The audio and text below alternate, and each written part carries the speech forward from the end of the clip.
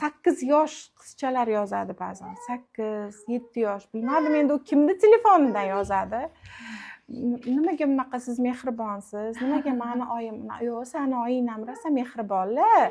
Ko'rsata olmaydilar shuni shunchaki. Seni haligi himoya qilaman deb qattiq gapiradilar deyman-da. Lekin nima deb o'ylaysiz mana? Yasina kattargan sari xatolar qiladi, tabiiy. Va siz bu jarayonda qattiq urishasizmi? Men bu jarayonda albatta onamni taktikalarini qo'llayman. Menga qo'l keladi. Onam aytardi, shu 5-sinfligimdan boshlab shu vaziyat muammoli vaziyat bo'lib qoladi.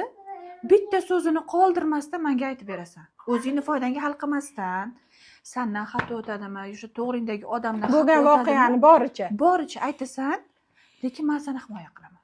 Evazi shu edi. Hech qachon urushmayman. Juda chiroyli. Butun dunyo qarshi chiqsa ham men sen tarafda bo'laman. Hozirgacha shunaqa. Juda yaxshi. Nimadir muammoli vaziyat bo'ladi, doimo tarafda. Doimo qo'llab quvvatlaydilar. Yo'q. Demak, senda mana bunaqa vaziyat bo'lgan, mana bu. Ya'ni qarangda, siz tarafda bo'lishlari sizni tarafingizni olib emas, sizga vaziyatni tushuntirib, shunga yechim berish ma'nosida aytyapsiz. Hozir noto'g'ri tushunib qolishlari mumkin, bolasi nohaq bo'lsa ham tarafini olish kerakmi deb o'ylab qolishmasin.